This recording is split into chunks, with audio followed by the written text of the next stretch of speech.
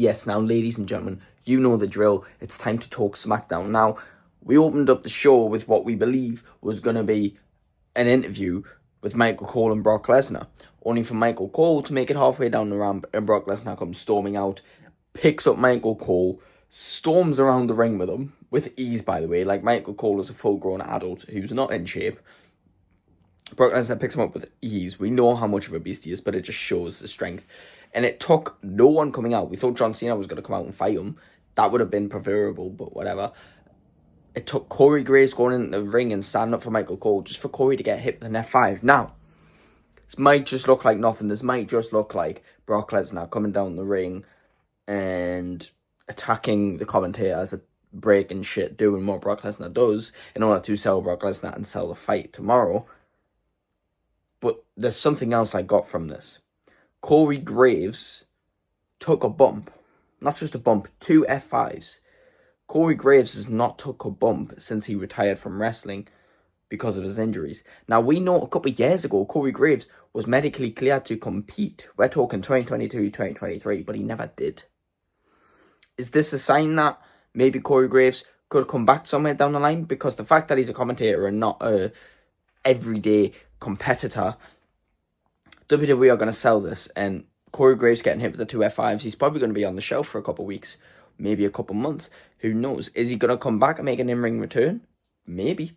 Is he going to go after Brock Lesnar? I doubt it, but this could mean something. Or it could literally mean nothing, and it was just a selling point for the fight. I don't know, but I'm not bothered by it. Something else we need to take into account with Brock Lesnar is the fact that when he was leaving the building, he ran into Paul Heyman. First of all, Paul Heyman's back. Second of all, Paul Heyman, Braun and Braun are on SmackDown. Cool. But Brock obviously had that standoff with Paul Heyman. Obviously, we know the history between them. And he said, we should talk sometime. And Paul agreed. Don't know if that's a catch-up or if that means anything for the Vision. God knows. But that would be interesting. I know John Cena's retiring, but maybe Brock Lesnar still has some years left because he's that much of a beast. I'm here for it. And NICHOLLZ warned Paul Heyman about Braun and Bronson being here, saying not to cause any chaos. And chaos they did, because Fraxium came out to the ring. We don't know if it was for a match or for what. But they got attacked by Braun and Bronson, and that set up a match. What I'm wondering is, if Braun and Bronson hadn't attacked Fraxium, what were Fraxium going to do? Who were they going to face? Did they just cancel that from Braun and Bronson? We don't know. But the match wasn't too long. It was a great match as well. The chemistry Braun and Bronson have is truly starting to show. But they destroyed Fraxium. And he has another thing that got me thinking, right? Seth Rollins started this thing, the Vision, right? He himself sees himself as the greatest in WWE right now and forever. And Paul Heyman is one of the wise guys in WWE who has all the connects. Braun and Bronson are the two people he sees for the future to be the people in the future. He sees potential in them. And obviously now Becky being a part of that, Seth's wife, the greatest women's wrestler right now, and for the near future. Who else should Seth see potential in other than the people who he trained? If you didn't know, Seth Rollins trained Nathan Fraser. Would it not make sense to have Nathan Fraser join the Vision at some point? I know he's not as imposing as Braun or Bronson and not as legit as Seth Rollins, but somewhere down the line, it wouldn't make sense for Seth and his Vision to go after someone that Seth trained himself. Just saying. There could be something there for Nathan Fraser. But speaking of tag teams and tag teams departing, again, after the seeds were planted last week and the week before about the Street Profits, they've started to part. We've seen it on NXT when Montez Ford was by himself, and we've seen it on SmackDown. They were both wearing different outfits. Montez Ford dressed up nice, Angelo Dawkins in a hoodie and casual wear looking depressed. Montez Ford looking full of himself. Beef had between the two, trying to get them to work in unison. It wasn't until Michin came along and walked away with B-Fab, she said, to settle it between the two of them. And before Angelo Dawkins could get his words out, Montez Ford interrupted him, said, look, we're good, walked away. And then Bo Dallas was there, or Uncle Howdy, whatever you want to call it, to start playing on the mind of Angelo Dawkins again. He alluded to the fact that Montez Ford interrupted him and said to Angelo Dawkins that just because Montez Ford doesn't want to hear what you say doesn't mean other people don't. Do you know what I mean? And Montez Ford was right back there to go at Bo Dallas and threaten him and try to back him off because he's trying to put things in the mind of Angelo Dawkins and Montez Ford. And Montez Ford was there to shut it down. It wasn't until Bo Dallas spoke, which kind of scared Montez Ford off and made him back off. What I'm confused is if we're going to break up, how is this going to work? Because right now it looks like Montez Ford is full of himself and treating Angelo Dawkins badly, and it looks like they might lead down the road of Montez Ford being the heel, which I'm not mad at, because Montez Ford would be a great heel. But would it, with Angelo Dawkins being the one with doubts and the one who feels mistreated, is he then going to execute the heel turn, then for making him the heel? And plus, I feel like if we're going solo, it's because people want to see Montez Ford rise. Well, they're not going to do that with him as a heel. I feel like they're going to do that with him as a babyface. So I'm confused as to who would be the heel and babyface right now. But I'm interested to find out. And that's what's good about storytelling, because WWE is great at the long-term storytelling right now. So I'm intrigued, and I'm here for it. And one last thing, well, not one last thing, but one more thing before for the non-title stuff is obviously Corey Graves got taken out. Michael Cole needed the commentary partner. Who did they get? The Miz. And you know what? I couldn't find anything more perfect. I mean, Michael Cole is the babyface commentator. Corey Graves usually does the heel commentating. The Miz is perfect at that. And I feel like when the Miz retires, he should do what Samoa Joe did. He should do what Byron Saxton did. He should do what Corey Graves, JBL, Booker T, Jerry Lawler, all these people did. Miz should become a commentator. He'd be perfect. And it should. I mean, his tag team partner, Carmelo Hayes, answered the open challenge this week. Now, I like that Sami Zayn's doing open challenges, and I completely agree with it, because let's be honest, if WWE doesn't have TV time or PLE time to build long-term stories for the mid-card champions and put on these big matches for mid-card champions, and mid-card champions are just people with belts who don't defend them, hold them for a year, and then drop them to someone else who's not going to do anything with them, and then become the most boring divisions, right? That is truly what's been happening with the mid-card titles in recent years. As of recently become more interesting, I feel like WWE have taken more of a conscious effort to make the tag titles and the mid-card titles more relevant. And thank you for that, because that's what the people wanted, right? The world titles will always be relevant. They get all the main events. They get all the big marquee matches. We don't need to worry about them. Like Cody Rhodes and like Tiffany Stratton, they can be quiet for a couple of months, but we know there's a big match down the line somewhere, and it's fine. But as for the mid-card titles and the tag titles, they're never going to get that main event spot unless it's on a weekly show, so they need that consistency. And that's what we're getting with the United States Open Challenge, really, because without Sami Zayn having any feud right now, we know Solo Sikoa is going to come back for it at some point, but it keeps him active. Since he's had that title, he's defended it more than Solo did. He's defended it more than Jacob did. He's defended it more than basically more than Logan Paul did. Logan Paul had that shit for ages and didn't defend it. Sami Zayn's defended against, well, he won it off Solo Sikoa, defended against John Cena, defended against Rey Fenix, defended against Carmelo Hayes. First of all, John Cena had a massive match. Rey Fenix and Carmelo Hayes, he had great chemistry with. And as we know, Carmelo Hayes wants to chase that United States title. He's happy with his tag team partnership with The Miz, but he's partners with The Miz to help elevate himself, to take advice from The Miz and learn from the best. And he wanted to become the United States champion, as well as a tag team champion with The Miz, because that's what The Miz did. And that's exactly what Carmelo Hayes was trying to achieve. But he also wants that solo success, and it didn't exactly work out for him. But it was a great match nonetheless. I didn't expect it to work out for him. Sami's still going to be champion for a long time. And Carmelo Hayes is going to be champion somewhere down the line. He has to be. He is him. From the NXT call-ups, it was him and Bron Breakker.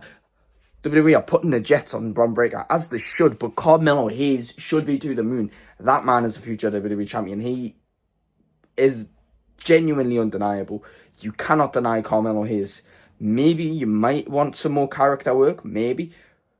But he's fantastic in the ring and can absolutely hold himself on a mic. I don't know why they're not doing it. He's fantastic. So I'm glad they're actually doing something. It just needs to pick up at some point, because I'm here for it. And that match was great. Not that long, but it was great. And Sami won with a Blue Thunder Bomb. What we've been wanting for years. My one thing with this United States Open Challenge, which has its pros and its cons, is that it's not a surprise. When John Cena did it, he came out to the ring, he said, "Who is it tonight?" And some random person's music would hit and it would come out, and it was a nice surprise. With Sami, we already know who the opponent is. There's no surprise. But they do kind of build it for the next week. So, for example, last week, we learned that it would be Carmelo Hayes. And there's always a bit before, like on Rey Fenix, if you're talking to Rey Fenix before the match. I hope Sami starts coming out and then we get an open challenge contender. My next one, who I feel like will be the number one contender for the United States title, I believe is going to be Tonga Loa. Why? Well, last week we had Solo Sikoa deliver a video package, right? about coming back for that title, and it was just him. There was no bloodline. This week, he brought in Tonga Loa, and he said, "You've been the most loyal to me. You're the only one that hasn't betrayed me. I promise to repay you. I promise to make you a champion again." There was no JC Mateo. There was no Tala Tonga. And this tells me in the coming weeks, he's going to introduce Tala Tonga back in. He's going to introduce JC Mateo back in. And he's slowly going to build it back up to the point that they're fully back. But I feel like answering the open challenge next week will be Tonga Loa. And in the following weeks will be Tala Tonga and JC Mateo. Maybe even Tama Tonga if they decide to bring him back. Eventually leading to the eventual rematch of Solo Sikoa and Sami Zayn. And I'm here for that. Let's put these men in singles matches. The Bloodline is a massive faction and now a massive boost to a person's career. We have Solo Sikoa, who's been champion and in main stories. Jacob Fatu, Jey Uso, Roman Reigns, Sami Zayn, even partly Jimmy Uso. If they're part of the Bloodline, let's let them shine a bit. Do you know what I mean? And Tonga Loa, Tala Tonga, JC Mateo, they've been stuck in mid-card tag team action.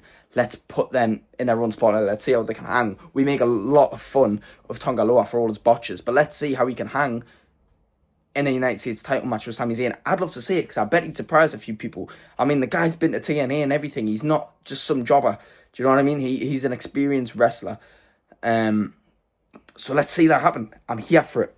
There was nothing for the Women's United States Championship opportunity, but I'm not going to get too mad because we know Michin and B-Fab are going to fight Julia and Kiana James at some point. We know Michin's going to have a match for the United States title and potentially B-Fab as well. And they've been doing stuff for that division, which I'm happy with and thankful for.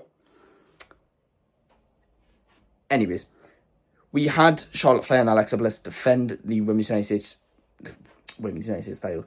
The women's tag team titles, which I'm loving because, again, I said WWE have made an effort to revive the tag team divisions and the mid-card divisions. The women's tag team division is either revised, if not revived, if not reviving. Because since Charlotte and Alexa won those titles, they've been not always defending them, but in matches.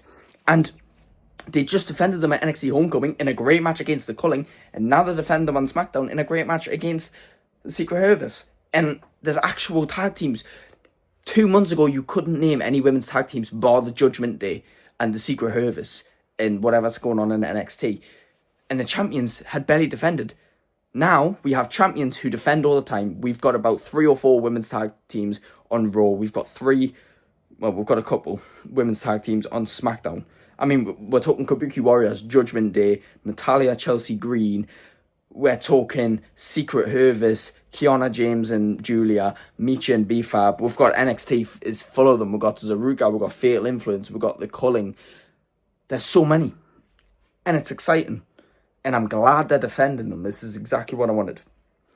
Moving on to the main title card division.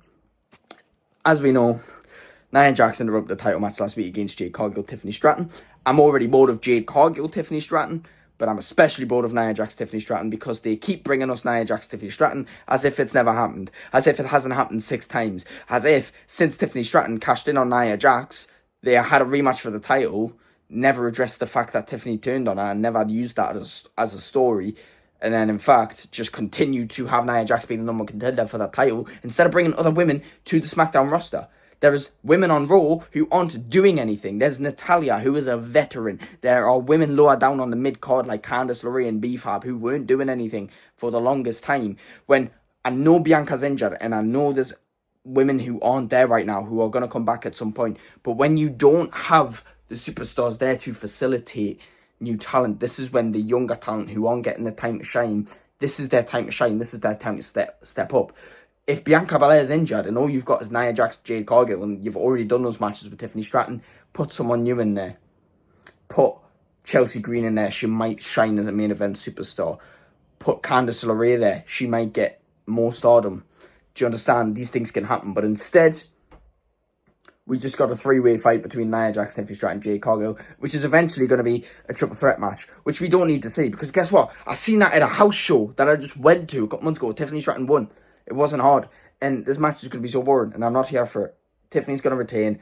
Bianca Belair needs to come back and either feud with Jade Cargill or potentially take the title off Tiffany Stratton.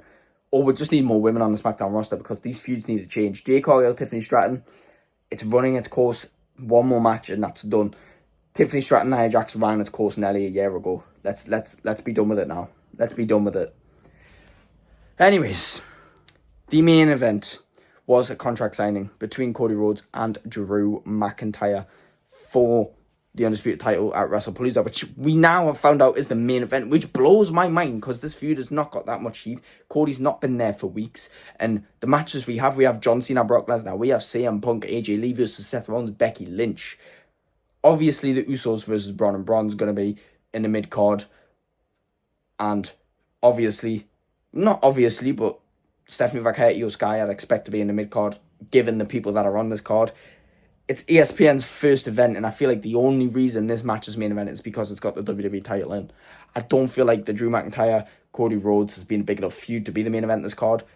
I expected this card to open up with Cena versus Brock, and the main event being CM Punk and AJ Lee versus Seth Rollins and Becky Lynch, or the other way around with CM Punk and AJ opening up the show and Cena Brock main eventing. But it is what it is. I'm not going to be mad at it. It's not a bad main event. Drew McIntyre can go, Cody Rhodes can go. They can both hold it in the main event division, and they can both put in a banger. And this contract sign, I don't really know what to break down. Cody Rhodes mentioned the fact that 15 years ago to this day was when him and Drew won the tag team titles, and no one cared in the back because it wasn't about Drew. It's not about him. It's about the fans. And there's that classic babyface sellout thing, like, it's not about you, it's about the fans. It's just, it's so boring and I hate it. Cody Rhodes can tell a goddamn story, but you can tell there's been no preparation for this. WWE, as of recent, have no preparation for any of their matches. CM Punk and Seth Rollins and Becky Lynch and AJ Lee, while they have a good feud, there's just been a lot of microphone back and forths. Bronson Reed, Bron Breakker, when they're fighting LA Knight and Jey Uso, they're exactly doing that. They're just having a fight at the end of Raw every single episode. Brock Lesnar and John Cena have done nothing but appear and do random shit to build their feud. Cody Rhodes has not been on the show for the last month. He showed up last week, said, let's have a match at WrestlePalooza. They've got a contract signed and now they're the main event. And there was no actual feud to go off of. There was just each man calling each other an insult and then saying, I'm going to win at WrestlePalooza. And then it ending in a fight where, oh, guess what? The security's going to pull them apart. Oh, wait, but then they're going to break out of 6 security guards holding them, and then they're going to keep fighting, and it's going to happen and then the fans are going to scream as if it doesn't happen all the time. WWE are not building their things. Just like No Mercy. We found out weeks ago. No Mercy's not till next week. We found out 3 or 4 weeks ago that Ricky Sainz was going to take on Obafemi, and Lola Vice was going to take on JC Jane. And we've had no build. JC Jane and Fatal Influence have been feuding with other people. JC Jane has not spoke to or interacted with Lola Vice since Lola Vice became number 1 contender. Granted, Ricky Sainz and Obafemi have, but there's been a lot of this is what's happening, this is what you should tune into, and just fill out on the weekly shows. They've not really thought about the process, they've just thought about the end product, and they need to work on that, because I get it's ESPN, I get you getting a new audience, potentially, but I don't think it's that much different, because they bang on about ESPN, but they forget that it's on Netflix worldwide for the rest of the world. Like on Monday Night Raw, they bang about how Monday Night Raw's the Netflix show, but that's literally for the USA. The rest of the world watches NXT and SmackDown on Netflix. WWE think they're just in America sometimes. I feel like they forget that shit. But it is what it is. Episode of SmackDown was great. Every show is doing great. It's crazy that I'm saying all this stuff is filler, yet there's still great shit. It's because WWE is booking people properly now. That, we're getting a bit of everything. Unfortunately, just a lot of things are meaningless. And it is just cheap entertainment. Which I suppose can work. I suppose it can work. But it is what it is. Decent show. Thank you all so much for watching. Let me know what you thought about it in the comments below. Please like and subscribe.